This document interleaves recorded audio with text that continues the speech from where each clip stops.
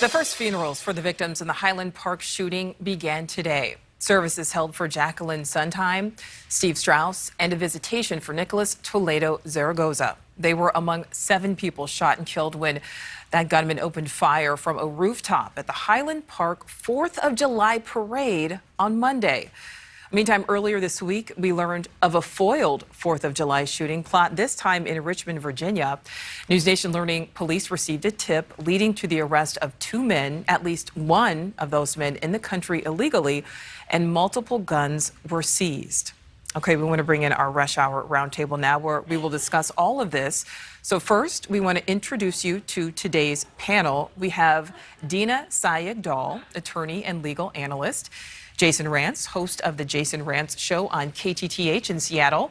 Megan Basham, reporter for The Daily Wire. And Dr. Laura McNeil, a legal analyst and professor of law, joining us on the roundtable for the first time. So our question for the panel, is any place safe anymore?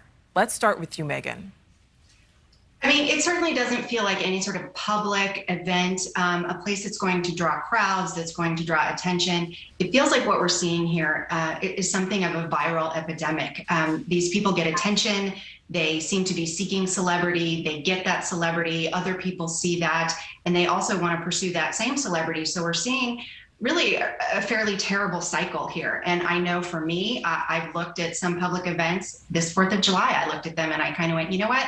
I think we're going to do something backyard with family. So that's what we did. And so we're having a really complicated discussion about how do we, as the media, cover these stories in a way that does not give these often evil, violent, sometimes very mentally ill people the kind of fame that they're looking for.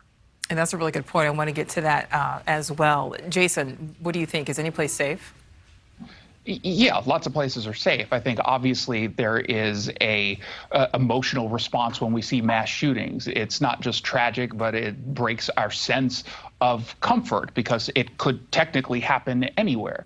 The truth of the matter is, because we talk about it so much in the media, it does make it seem as if it's happening more often than not.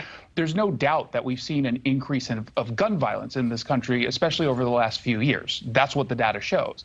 But when we look specifically at this kind of gun violence, that represents about 1% of all the gun violence that we see. We generally see homicides, and they're either one-on-one or they're smaller in numbers in that very moment.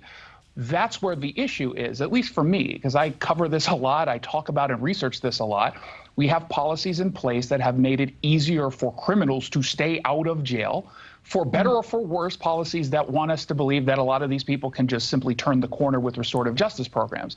The unfortunate reality is they stay out on the streets and they recommit crime after crime after crime. And that's where I think the biggest threat actually lies. All right, we have 2 lawyers on the panel here. Dr. Laura, Dina, either of you like to weigh in? Yes, I just wanted to say that I agree that it does, based on the data, these types of shootings are unfortunately becoming our new norm, and they do represent a relatively small percentage, about 1%. But when you tell that to the families of, for instance, of Sandy Hook, the victims, 1% is one too many. One child's life is one too many. And so I think really what this new norm is doing is it's setting the stage for America to watch and see whether or not Congress can come together as one set democracy, united, and actually address this problem head on before we lose another life.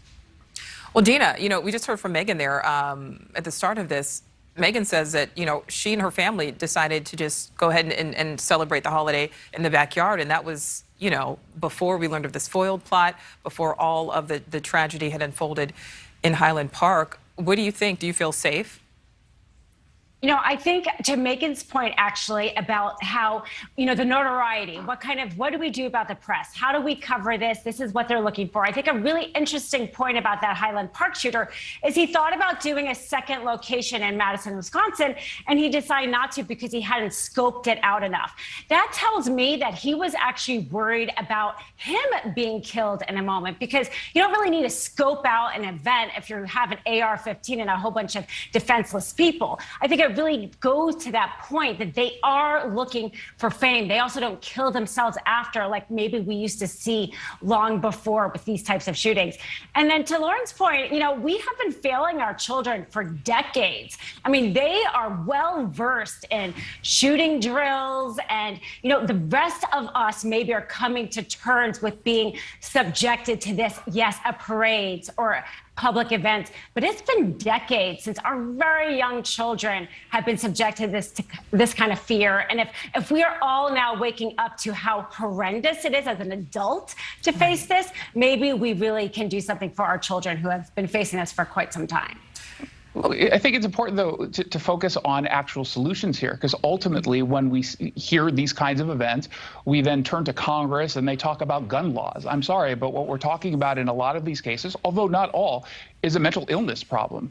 And we have to talk about that and then come up with solutions, because ultimately we say, well, there's a mental health component, but let's go after the guns. Going after the guns means that someone who is at risk of being attacked, who is otherwise defenseless, can't then defend themselves. So we're making it harder for people to defend themselves when we all seem to acknowledge that we clearly are in an area right now, or at a point of time, in which our lives are less safe and less secure. So let's go after two things. Number one, the mental health aspect. Going against guns, I mean, mental health, that's what laws do. Laws are there to set parameters in place, right? Laws are there to monitor behavior. But what law do we need? What additional law? Because I think we've clearly seen instances in which we have laws on the books that are either failing because they don't go after the root cause of the issue, or they exist and they're not being followed. If we need more and more laws.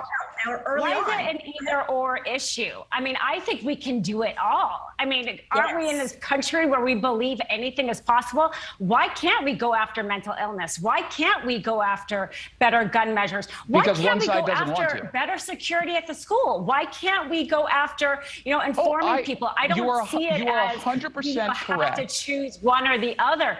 I mean, these are our children, and we are developing adults that have been traumatized for years. And desensitized in many cases. We can put all of our resources into this. Yeah. Yes. And My point is, however, no one on the left seems to address the fact that we can do both. They focus exclusively on the guns. See, and that's the problem. And I think to Jason's point, though, we don't talk about the institutionalizing. We have gotten rid of institutionalizing the mentally ill.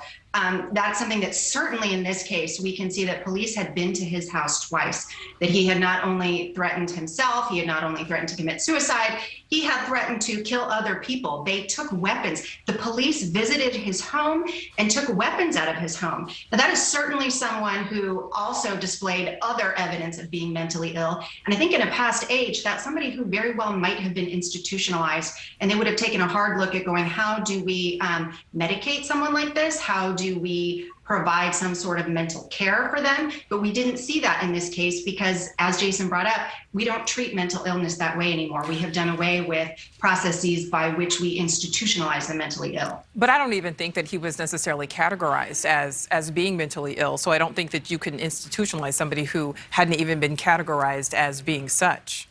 Well, what they looked at was they said he had threatened other people, he had threatened himself. So certainly he was someone who, and they took a cache of weapons out of his home. The police did on a previous event. So that's certainly a moment where they could have evaluated him, and we know that they didn't. Yeah. But you also have to talk about the role of his parents it's so as well. hard The fact that his parents still sponsored his ID card, despite the fact that he had allegedly threatened them with knives and beforehand threatened to kill them with knives. And the fact that the parents did not, again, I'm assuming this as the facts are coming out, that's a red flag. If your son is threatening to kill you with knives and you still sponsor their firearm ID card, that's a problem as well. And so I think the problem is on multiple levels. Yeah, certainly, you know, and there's certainly problems on multiple levels here.